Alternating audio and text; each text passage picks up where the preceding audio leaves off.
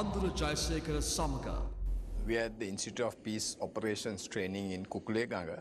I am joined by the Commandant of the Peace Training Institute, Brigadier Prasad Pathirane, and also the person in charge of training, Lieutenant Colonel Jagat Hemachandra.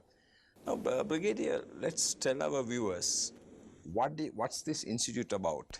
Institute of Peace Support Operations Training Sri Lanka, commonly known as IPSOT-SL, is a prime training institution in Sri Lanka for conducting all types of peacekeeping training courses for the officers and other ranks of the Sri Lankan Armed Forces. Now, when did you start operations? Because here, yes. When was this established? This training institution was established on 12th June 2004. So that's a long time. Yes. So that means even before the end of the conflict, this was... yes, yeah. Correct. So what exactly happens here? You said, okay, you train, but like viewers should know what exactly happened, the whole operation, and also you're on your second stint here, yes, as the commandant. So what happens here, if you can take our viewers through how that like people enroll, how do you select people? Yes, as I mentioned, this training institution was established on 12 June 2004, and actually Sri Lanka got an opportunity to deploy a battalion in Haiti MINUSTAH. Then to train that battalion, so we established this training institute here. So we started the first training course, first pre-deployment training course here in 2004. Then after that, again we got the opportunity to deploy another contingent in Lebanon, UNIFIL. Then we have started training for that contingent also. So likewise, the number of pre-deployment training courses with new deployments has been gradually increased. And also we conduct the courses for the officers who are going to deploy in UN missions as military officers and staff officers. So we conduct a course named Potential Officer and Staff Officers course. So in addition to that, we conduct the courses sponsored by the Global Peace Operations Initiative, GPI, for the officers of the Sri Lankan Armed Forces, and also the International Humanitarian Law and Human Rights courses, again for the officers and senior non-commissioned officers of the Sri Lankan Armed Forces and Police Special Task Force. Actually, we conduct the IHL and HR courses under the direction of the Directorate of IHL HR Sri Lanka Army. Yes, Army has a IHL yes, we division. have a separate directorate to conduct all the courses and IHL HR courses and other activities. What's the involvement of the UN? Now I know people from the doctors, various people from UN come and lecture here. Then also from ICRC, what do they do, Brigadier? Yes, in our pre-deployment courses and in the officers courses, so we have subjects, we call them specialized subjects, like sexual exploitation and abuse, then child protection, conflict-related sexual violence. Those are the subjects we mainly concentrate during our pre-deployment training courses. So to conduct those lecture sessions, we get the assistance from the resource personnel of the UN country office and also the ICRC. That is to give recognition to those subjects. So we also have qualified instructors to conduct those lectures, but in addition to that, we get the assistance from those resource personnel. Now, Lieutenant Colonel Jagat Hemachandra, what is your role here as the Chief Instructor? At present, I'm the Chief Instructor of this institute. So my duties is to supervise all the training and making all these syllabuses which related to United Nations syllabus. So then basically we conduct 5 categories of courses here. Like as my commandant mentions, we do basically pre-deployment training for the contingent members who's going to deploy in UN mission in near future. So they should undergo, it is mandatory for all of them to do the pre-deployment training. It is almost 28 working days, and it capsule include UN-related subjects. Like that's on the syllabuses. Yes. First, now you first do the, like we are at the auditorium, but that's the syllabus, and then you take them out. Yeah. So shall we just So there are go to the mode of conduct is is basically lectures, and then we'll do the demonstrations, and then we have some situational training, scenario-based training, and then we test them in physically, and also they have written tests as well. So that is how these the pre-deployment training goes. And other than that, we have the officers course, like United Nations Staff Officer course. That is the going for another 14 days. That is mainly focused on the officers who's going to deploy as a staff officer in the different mission in the world. Then we have the United Nations Military Observer course. That is also for the officers of Sri Lanka Army. So it is basically for, again, the observers who's going to deploy in different missions. Other than that, as Commandant mentioned, we have IHL and HR courses. Basically, that is also for officers as well as NCOs. What about the Air Force and the Navy? I see them also here. Yes, we have, there are 5 regular courses going on here. Basically, the permanent mission we are, at present we are sending our troops. So we have 2 aviations unit who's deployed in the Central Africa as well as South Sudan. So we do training for them also at this place. So basically they do, as I mentioned, they have to do the pre-deployment training here before they deploy, even the Air Force. Yeah. So now, Brigadier, now I say, what about this language? You need this special training in language courses. So what do you do here? How do you, it's more French or English, or how do you get about that? Yes, we conduct French language courses here right now for the contingents, and we have 2 types of courses. The first one is it 24 hours French language package, that is to give them a basic knowledge on French language. We conduct that language training during the pre-deployment training. So in addition to that, we conduct other language courses for the selected groups of that particular contingent. That will be 72 hours package for 12 days here at the IPSOT. The purpose of that 72 hours training package is to give them more knowledge in order to use the language very effectively in missions like Mali and Central Africa. But how do our soldiers pick it up so fast? I mean, I want to talk about their capabilities. So it's not easy, but they pick it up fast, or how do they get about it? They normally pick it up very fast. And so if I mention, when we were in Haiti, MINUSTA, so we used a language called Creole. So we had the same language sessions here conducted for the peacekeeping training, but they used the language very effectively during the missions. In the roadblocks, when they deal with the civilians, they were very effective in Haiti. So I think they normally pick up very quickly. So on personal now, you served in Haiti, and how long did you serve, and what's your experience? Yes, I have served in Haiti as a Deputy Contingent Commander of the Sri Lankan contingent. The tenure was 6 months those days. Now it is 1 year as per the UN standard. So I think the Sri Lankan battalions, from the beginning, they have performed very well in the Haiti. So all the special representative of the Secretary General and the force commanders, they praised the Sri Lankan battalions well all the time.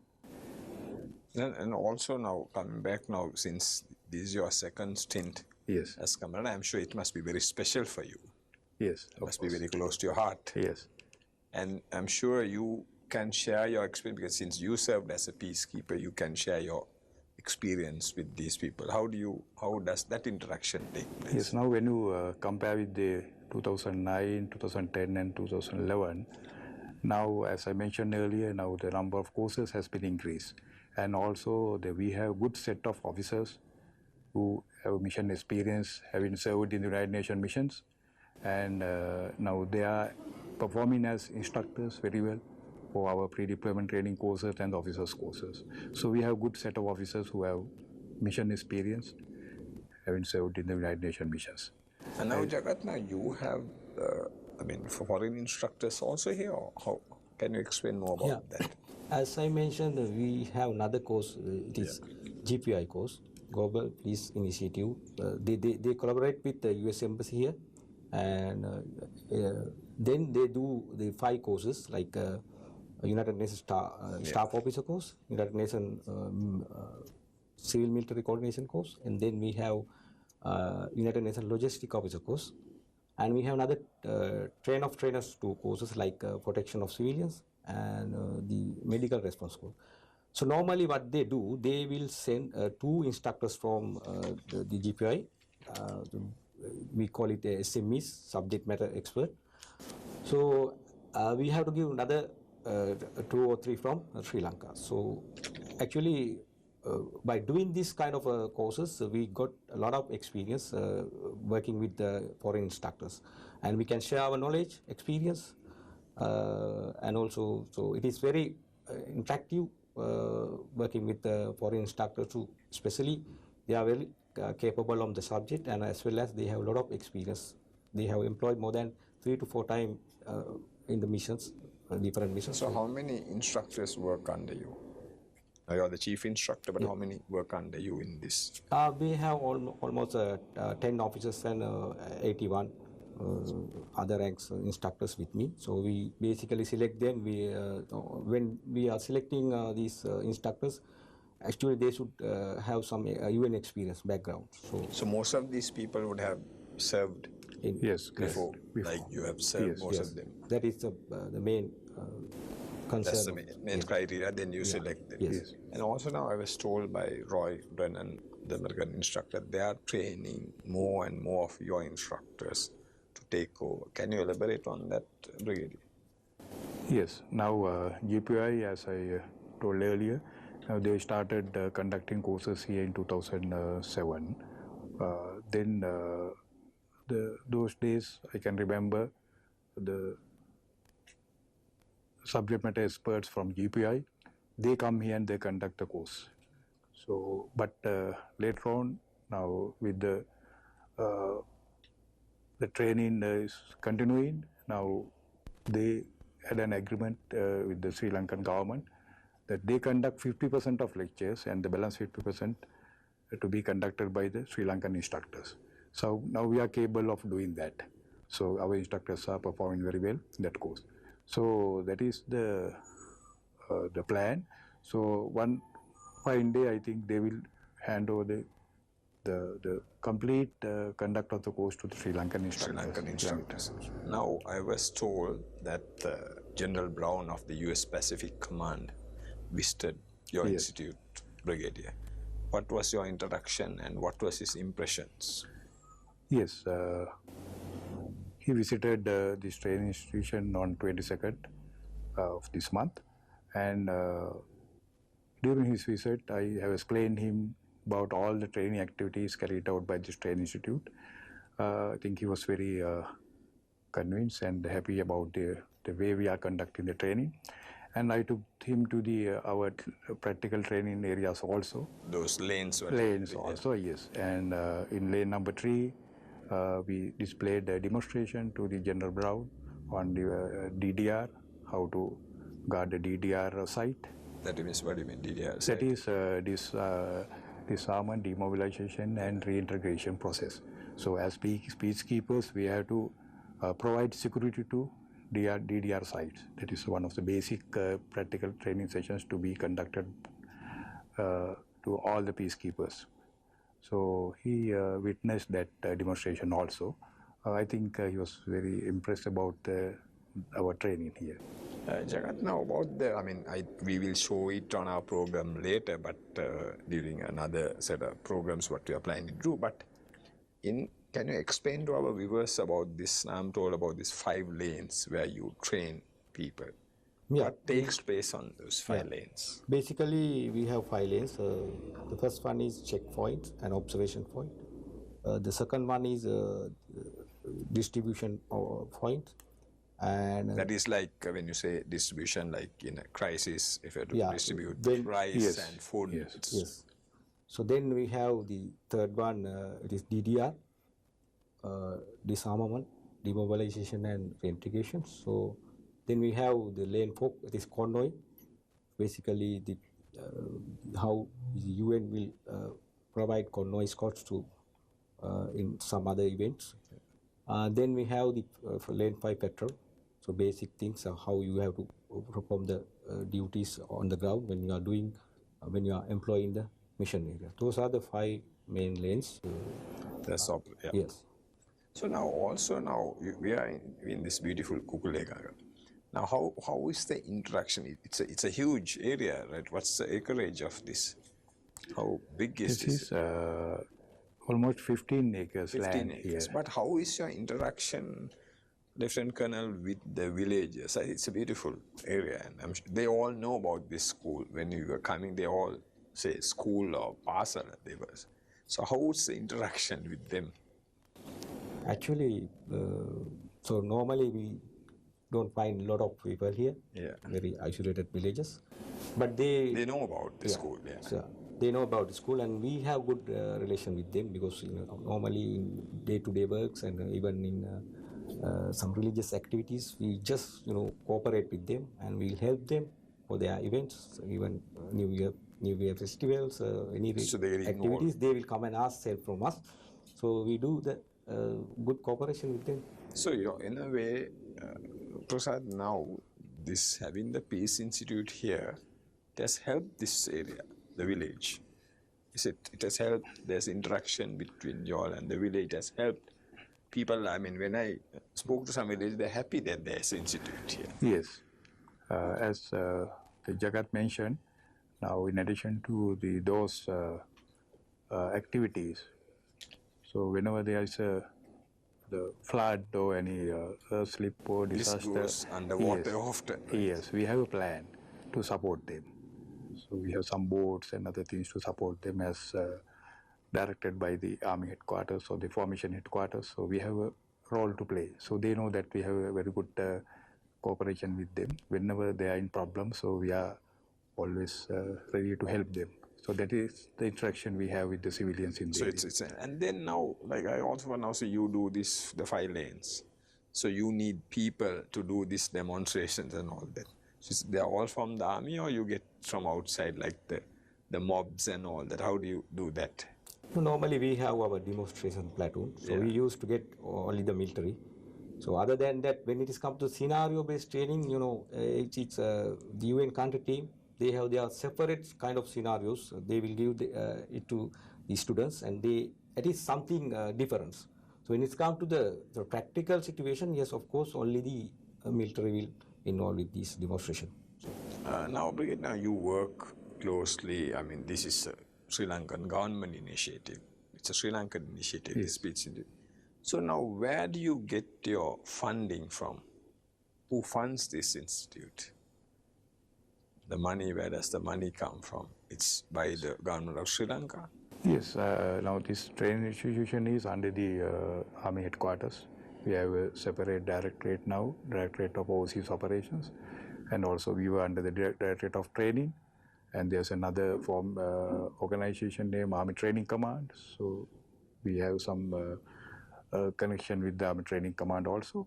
So we get the funds for our additional and improvements, that is called A&I, from our Army funds. So that it comes from the treasury, and then that's how it is. But also now I'm aware, and I'm sure our viewers will be aware, because you all bring in lots of foreign exchange to this country. Lots of people are not aware. By deployment of our forces on peacekeeping operations, lots of funds, money comes to Sri Lanka. Can you tell our viewers more about it? This is a big foreign exchange earner. Yes, actually the contingents deployed in various missions. So there's an agreement with the United Nations. So they pay a salary, the monthly salary for every peacekeeper at a standard rate. And in addition to that, they reimburse money for all our equipments, vehicles and everything. So all this now, generally we take equipment when we'll say going to Mali. Yes, correct. We have to take our equipment. Yes. So it's all UN based for all that. We had to take all the equipment, most of the equipments. So they pay for those equipment. They pay. So, yes, so it's on something like lease. Yes, lease. But now also how do you select? This question is for both of you. How do you select these the soldiers now who come for training? How do you do the selection? Yes, there's a process. Now the contingents. Now suppose now if you take this Mali contingent. Now the first contingent is in Mali. Now they are performing duties in Mali. So we nominate lead regiment. Now lead regiment was the Sri Lanka Light Infantry Regiment for the first contingent. So they have the majority of troops in that contingent. So then in addition to those troops, we have another troops from the Mechanized Infantry, Sri Lankan Armored Corps and other services and the logistic units. So there's a criteria laid down by the Army headquarters to select the peacekeepers. So you send a notice out to... Yes, that is normally done by the regimental headquarters. We have that regimental concept. So there's a criteria, they appoint a board. So they select the people from their regiments. So they within the army, there's a process. They interview each and every soldier before sending them to you. Yes, definitely. There's a selection criteria. They normally start that selection at least 6 months prior to the training. So there's a process.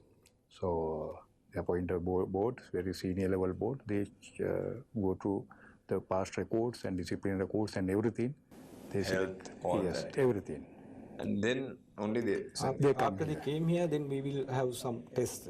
You have some other tests also once we have physical test end of the course, and then we have the written test. So we will see their performance. So we also recommend, there are some reserve troops as well.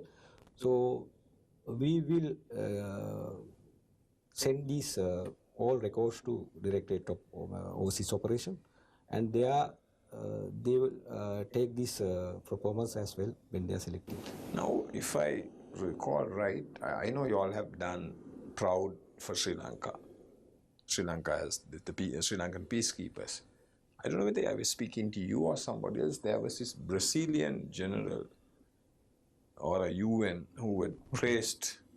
Was it you who said once, I think, had met again at some other course? Yes, If you could relate that story to the viewers who was so impressed with the Sri Lankan. The force commander of the Minister Haiti is a Brazilian, one General Santos Cruz. He was a force commander when we were in Haiti. So that was the earthquake that you all had. Not earthquake, before the earthquake. Yeah, before the earthquake. Yes. So he always praised Sri Lankan performances of the Sri Lankan contingent in Haiti. And when that earthquake, where was the earthquake took place, and the Sri Lankan, the peacekeepers, were really fearless, selfless. They have done so much. I think that's if you can talk about that. And during that earthquake also, the Sri Lankan battalion deployed in Haiti. This battalion, I think, the Sri Lanka Light Infantry Battalion. So they did a very good job during the after the earthquake. They came in praise from the UN. Yes. Even I saw some the video clip. Certificates. Yeah, this is what. Even the former president of USA, Clinton. That of the selfless service. Now coming back to you, Lieutenant Colonel. Now you have been here for some time as the chief instructor. Now I'd like to know now, do these people come back, our peace, when they return? Do they come and talk to you? What do they tell you of the experience? Yeah, definitely. So normally we, even when they are on leave, even the contingent commands, we used to get them here.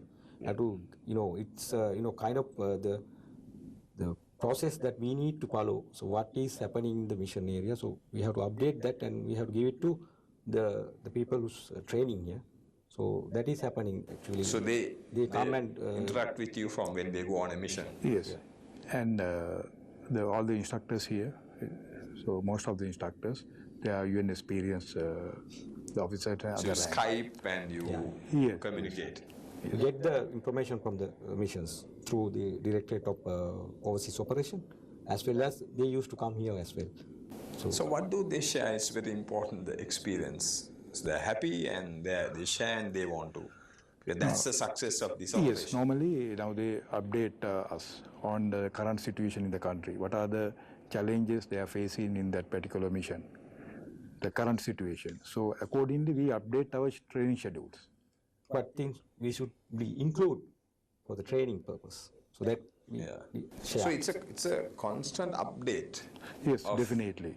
So and when the UN also tells you, look, these are our requirements. Requirements change from country to country. Yes. So that's how your transformation, it is becoming a robust type peacekeeping now. So we need to always get the information from the missions. What about very important, what about our ladies? How are they doing? I mean, we started sending females as peacekeepers, the officers, as military officers and staff officers in the year 2016. Now, presently, there are 6 female officers are serving in UN missions as staff officers and military officers. And in addition to those officers, now we have trained more officers. Now they are waiting for their future deployments in UN missions. And also we have trained a few contingents, the female contingents, female provost company, and also one force protection company. Consists with females. How is the training with them? Good? Or how do you? It's a different experience, it is not much, but they also they were in the battlefield. So there's no difference. So only the thing is we need to focus some subjects, especially for the women's. That's all, because we have to adhere some instructions from UN. So we do that aligned with the United Nations core pre-deployment training materials. So we used to develop our syllabuses according to that, even to the female. Thank you very much, Brigadier. Thank you very much, Lieutenant Colonel. This is what the Sri Lanka Army does, the Peace Institute, and their motto is peace through discipline, and they are doing Sri Lanka proud. Thank you very much.